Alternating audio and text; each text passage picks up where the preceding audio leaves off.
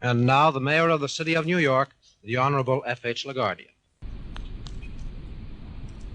I've been honored to be asked to read a tribute to a great American, Nikola Tesla, written by another great American, Louis Adamic, both natives of what we know as Yugoslavia, but coming from different parts.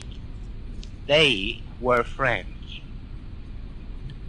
On last Thursday night, here in our city of New York, a man who was 87 years of age died in his humble hotel room. His name was Nikola Tesla. He died in poverty, but he was one of the most useful and successful men who ever lived. His achievements were great and are becoming greater as time goes on. Nikola Tesla could have amassed hundreds of millions of dollars, could have become the richest man in the country, in the world, if he wished for riches. He didn't. He did not care for anything, did not have time for anything that spelled success for too many people. Nikola Tesla was a great humanitarian, a pure scientific genius, a poet in science. He did extraordinary, amazing, miraculous things during his life among us. He did them simply to serve mankind, and for his services, he did not want anything. Money, he didn't care for it. Honor, who was anybody to honor anybody else? That was his attitude. Gratitude, he did not expect or demand. Nikola Tesla did not care to be paid for anything he did for the human race. He simply functioned according to his natural genius, which came to him in the land of his birth, Yugoslavia, as a son of his mother. Now, this extraordinary man is dead, or so they say. The papers on Friday told he died. His body was found still on the bed in his little hotel room in this city. And the newspapers published obituaries and editorials summarizing his life and work, and they told of his personal habits and eccentricities. Tesla, they say, is dead. In a funeral parlor in this city, there is all that is left of his person.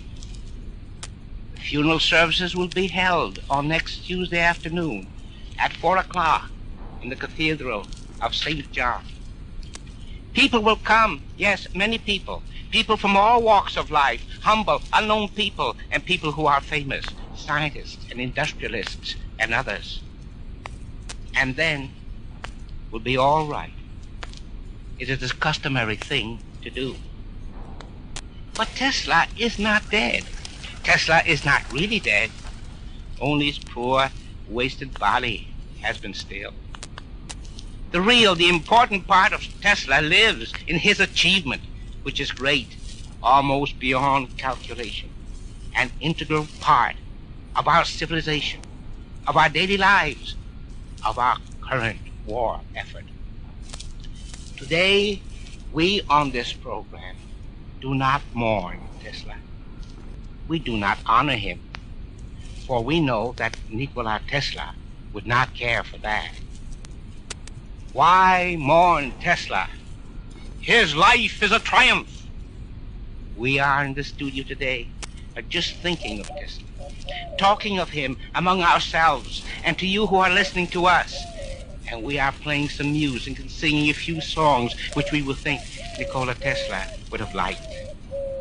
We celebrate his achievement on Earth, his great triumph, which is our triumph, the triumph of all the people of the world.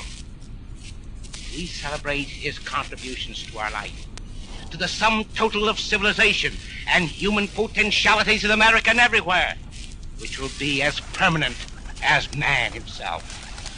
We are talking about Nikola Tesla, celebrating the fact that we belong to the same species to which he belonged while he was among us. He is a feather in the cap of the whole human race, and Yugoslavia and America can be proud of him. A few years ago, a fellow scientist of Tesla, Dr. A.B. Barron, also an American, wrote about him in his book on the induction motor, the motor which owes its existence to Tesla, and which now is in the very center of nearly everything that moves on wheels in this country. Mr. Barron said, were we to eliminate from our industrial world the result of Tesla's work, the wheels of industry would cease to turn, and our electric trains and cars would stop. Our towns would be dark, our mills and factories dead and idle. So far-reaching is his work that it has become the warp and woof of industry. Should Tesla's work be suddenly withdrawn, darkness would prevail, and we would slump into barbarism. So it is true. Tesla is not dead. He is very much alive among us. Among us is a triumph of his life, his achievement, which we celebrate here. We do not honor him. We are gathered here to feel this triumph of one human life and to share our feeling with you all.